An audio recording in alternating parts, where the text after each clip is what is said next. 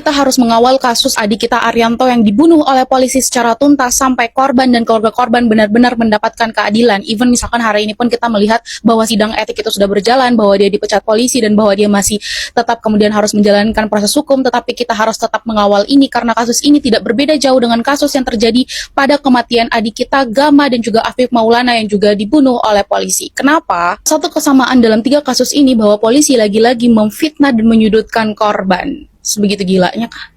Adik kita Arianto dibunuh oleh polisi, disudutkan, difitnah bahwa ia terlibat dalam balap liar tanpa adanya investigasi independen, transparan, tanpa ada bukti yang jelas. Dan berdasarkan apa yang telah diakui oleh saksi sekitar termasuk kakak dari korban, mereka sama sekali tidak kemudian terlibat dalam balap liar atau apapun itu yang dituduhkan. Lagi-lagi polisi ingin menyelamatkan nama institusinya. Ini sama halnya terjadi dalam kasus Gama maupun kasus adik kita Afif Maulana yang juga meninggal karena polisi. Adik kita Gama meninggal karena ditembak oleh polisi, lalu kemudian polisi menuduh dan memfitnah bahwasanya Gama terlibat dalam tawuran, padahal dalam hasil pemeriksaan sama sekali tidak ada aksi tawuran yang ditemukan dalam tempat atau lokasi terjadinya hal tersebut.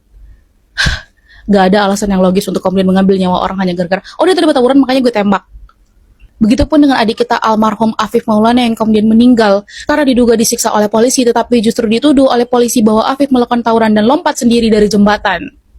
Kasusnya pun bahkan dihentikan karena kata polisi tidak ditemukan unsur pidana. Sampai hari ini masih jadi tanda tanya karena adik kita Afif dan keluarganya, orang tuanya sama sekali tidak mendapatkan keadilan. Tidak ada pembenaran untuk mengambil nyawa seseorang dengan dugaan-dugaan yang lain, karena dalam negara hukum kita berlaku asas praduga tak bersalah bagi korban. Bagaimana mungkin dengan menduga-duga lalu kemudian menjadikan alasan untuk membunuh, menembak, bahkan menyiksa seseorang, bahkan sampai merenggut nyawanya.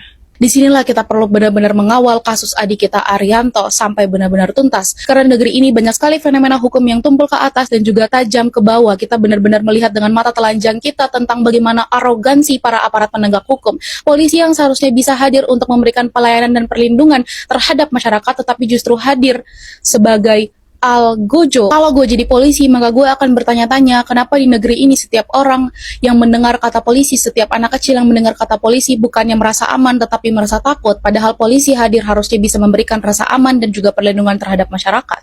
Per hari ini juga kita semakin bingung dan semakin bertanya-tanya melihat banyaknya kasus polisi yang melakukan kekerasan, penyiksaan, dan juga pembunuhan di luar proses hukum. Bahkan bukan hanya polisi membunuh rakyatnya, tetapi juga polisi membunuh polisi.